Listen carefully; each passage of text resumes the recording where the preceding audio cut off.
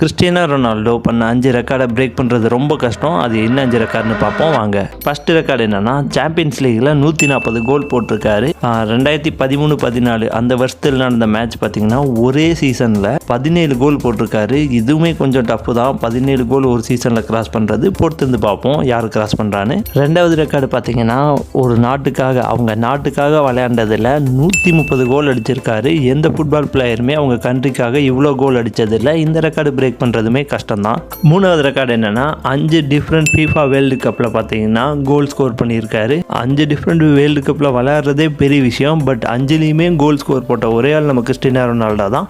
இந்த ரெக்கார்டும் ரொம்ப ஹார்டுன்னு நினைக்கிறேன் பிரேக் பண்ணுறது.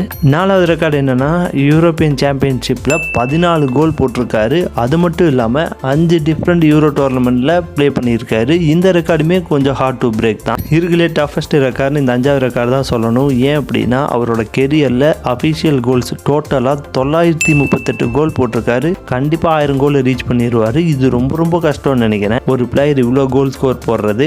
நீங்கள் என்ன நினைக்கிறீங்க? இந்த 5 ரெக்கார்டில் எந்த ரெக்கார்டை முதல் பிரேக் ஆகும் அப்படின்னும், எது ரொம்ப கஷ்டம் அப்படிங்கிறதையும் கமெண்ட் செக்ஷனில் சொல்லுங்கள். இதே மாதிரி ஸ்போர்ட்ஸ் ரிலேட்டடான இன்ட்ரெஸ்டிங் விஷயம்லாம் தெரிஞ்சுக்கிறதுக்கு நம்ம 2T TV தமிழ் சேனலை சப்ஸ்கிரைப் பண்ணிக்கோங்க. அப்படியே அந்த பெல் ஐக்கனையும் கிளிக் பண்ணிக்கோங்க. தேங்க்யூ.